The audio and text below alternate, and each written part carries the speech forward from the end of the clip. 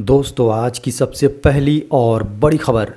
मेघालय पहुंचे झारखंड के सीएम श्री हेमंत सोरेन शपथ ग्रहण समारोह में हुए शामिल। झारखंड के सीएम श्री हेमंत सोरेन मंगलवार को मेघालय के नवनिर्वाचित सीएम कोनराड संगमा के शपथ ग्रहण समारोह में शामिल होने पहुंचे। इस दौरान मुख्यमंत्री हेमंत सोरेन ने कोनराड संगमा को बधाई और शुभकामनाएं दी।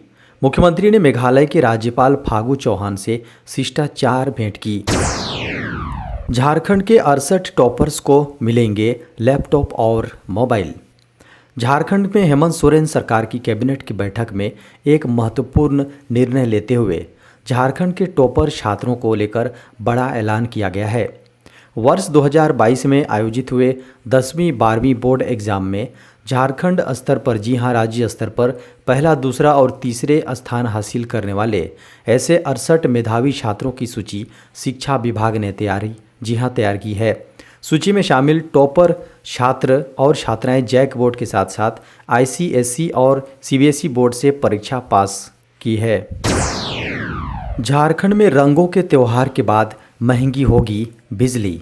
रंगों के त्यौहार होली के बाद झारखंड के लोगों को बिजली के तेज झटके लग सकते हैं, क्योंकि झारखंड में बिजली की दरें बढ़ाए जाने की तैयारी चल रही है।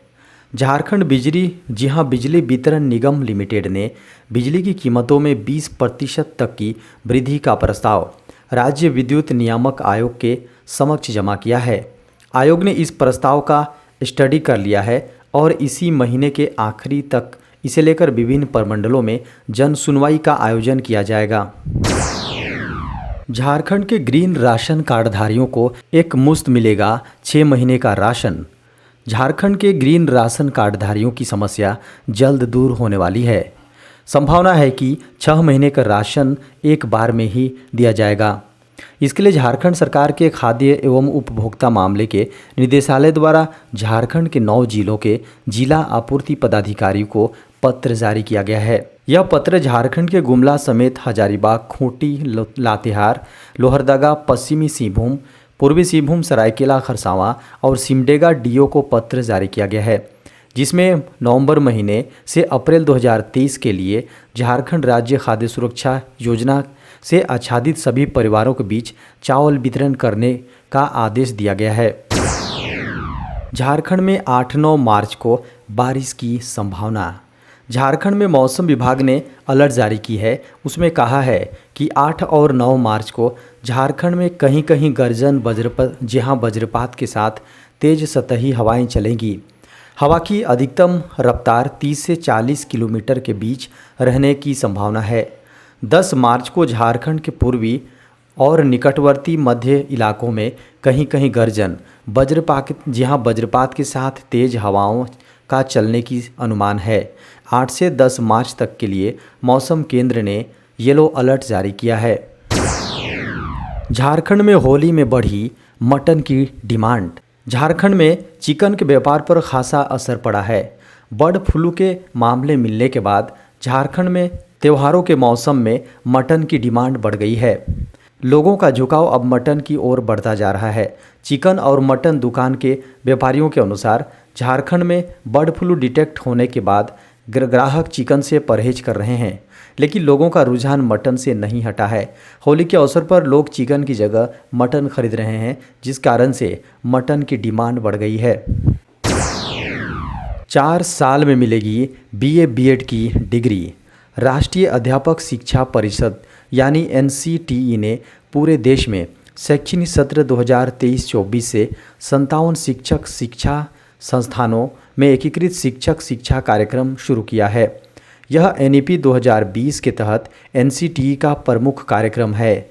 आईटीईपी 26 अक्टूबर 2021 को अधिसूचित किया गया था। यह 4 साल की दोहरी प्रमुख समग्र स्नातक डिग्री है, जो बीए बीएड, बीएससी बीएड और बीकॉम बीएड की डिग्री के लिए बनाया गया है। यह कोर्स नए स्कूल ढांचे के 4 चरणों यानी फाउंडेशनल, प्रीपरेटरी, मिडिल और सेकेंडरी के लिए शिक्षकों को तैयार करेगा। यह कार्यक्रम शुरू में कुछ प्रतिष्ठित विश्वविद्यालयों में पायलट मोड में चलाया जा रहा है। आईटीईपी उन सभी छात्रों के लिए उपलब्ध होगा जो माध्यमिक के बाद अपनी पसंद से शिक्षण को पेशे के रूप में चुनते हैं। इस पाठ्यक्रम से छात्रों को लाभ होगा क्योंकि वे वर्तमान बीएड योजना के लिए 5 के बजाय पाठ्यक्रम 4 वर्षों में पूरा करके एक वर्ष की बचत करेंगे। केंद्र ने 12 मंत्रालयों में संयुक्त सचिवों की नियुक्ति को दी मंजूरी। सरकार ने सोमवार को गृह, खाद्य, स्वास्थ्य, उद्योग संवर्धन और आंतरिक व्यापार विभाग और कृषि समेत 12 मंत्रालयों में संयुक्त सचिवों की नियुक्ति को मंजूरी दे दी। कैबिनेट की नियुक्ति समिति ने कृषि अनुसंधान और शिक्षा विभाग के तहत कृषि वैज्ञानिक भर्ती बोर्ड के सचिव के रूप में गरिमा श्रीवास्तव की नियुक्ति को मंजूरी दी। उन्हें इस पद पर 5 वर्ष के कार्यकाल या अगले आदेश तक जो भी पहले हो के लिए नियुक्त किया गया है। 2004 बैच की बिहार कैडेट की आईएएस अधिकारी फलका साहनी को खाद्य एवं सार्वजनिक वितरण विभाग में संयुक्त सचिव के रूप में 5 साल के कार्यकाल या अगले आदेश तक जो भी हो पहले हो नियुक्त किया गया है। झारखंड कैडर की 1998 बैच की आईएएस अधिकारी आराधना पटनायक को स्वास्थ्य मंत्रालय के तहत स्वास्थ्य एवं परिवार कल्याण विभाग में संयुक्त सचिव नियुक्त किया गया है। 1994 के कफ अधिकारी मुक्ता शेखर को भारी उद्योग मंत्रालय में संयुक्त सचिव के रूप में नियुक्त किया गया है। एक बार फिर होली पर देश में बढ़ा कोरोना का खतरा। देश भर में होली के कारण से एक बार फिर बाजारों में भीड़ देखी जा रही है। इसी बीच खबर सामने आ रही है कि कोरोना मामले में फिर से वृद्धि हो रही है। बता दें कि भारत में एक बार फिर से कोविड मामलों में वृद्धि देखी गई है। जानकारी के अनुसार पिछले 3 सप्ताह में कोविड संक्रमण के मामले लगातार बढ़े हैं। इतना ही नहीं, पिछले सप्ताह देश भर में कोरोना के 1898 नए मामले दर्ज किए गए हैं। हालांकि कुल मामलों की संख्या में अब भी काफ़ी कम है, लेकिन कोरोना के मामलों में वृद्धि के आंकड़े ज़रूर चौंकाने वाले हैं। बीते रविवार को सप्ताह में कोरोना के मामलों में 63% की वृद्धि हुई थी, जबकि पिछले सप्ताह इसमें 39% और उससे पहले 13% की वृद्धि देखी गई थी। सबसे ज़्यादा नए मामले दक्षिण भारत और महाराष्ट्र में सामने आए हैं। कोरोना के मामलों में ये वृद्धि ऐसे समय देखी जा रही है जब हाल के दिनों में देश में फ्लू के मामलों में तेजी देखी गई है। इस बीच राहत की बात यह है कि मृत्यु दर में कोई वृद्धि नहीं हुई है। ओल्ड पेंशन पर आरबीआई के पूर्व गवर्नर ने बताया कर्मचारियों को कैसे दें लाभ। देश के कुछ राज्यों में ओल्ड पेंशन स्कीम को फिर से बहाल किया है। राजस्थान, छत्तीसगढ़, झारखंड और हिमाचल प्रदेश की ओर से पुरानी पेंशन योजना यानी ओपीएस को फिर से शुरू करने के फैसले पर चिंता जाहिर करते हुए रिजर्व बैंक ऑफ इंडिया के पूर्व गवर्नर रघुराम राजन ने कहा कि सरकारी पेंशन होल्डर्स की चिंताओं को दूर करने के लिए कम खर्चीले तरीके खोजे जाने चाहिए। राजन ने कहा कि पुरानी पेंशन योजना में बड़े पैमाने का भावी परिव्यय शामिल होता है, क्योंकि पेंशन को मौजूदा वेतन से जोड़ा जाता है। उन्होंने कहा, भले निकट भविष्य में न हो, लेकिन लंबे समय में यह बड़ी जिम्मेदारी होगी। उन्होंने कहा, जहां तक वह समझते हैं, पुरानी पेंशन योजना ओपीएस पर लौटना तकनीकी और कानूनी दोनों लिहाज से व्यवहारिक नहीं होगा। उन्होंने कहा, जिस वजह से ऐसे कदम उठाने पड़ रहे हैं, उन चिंताओं का समाधान निकालने के लिए कम खर्चीले तरीके भी हो सकते हैं। नीट यूजी 2023 रजिस्ट्रेशन प्रक्रिया शुरू। नेशनल टेस्टिंग एजेंसी एनटीए द्वारा National Eligibility cum Entrance Test UG 2023 की रजिस्ट्रेशन प्रक्रिया शुरू कर दी गई है। आवेदन प्रक्रिया सोमवार 6 मार्च 2023 से शुरू की गई है।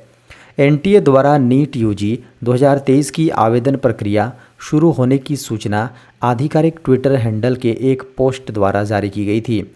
एनटीए द्वारा आवेदन प्रक्रिया शुरू होने का ये पोस्ट 6 मार्च 2023 की रात 11:04 पर डाला गया था।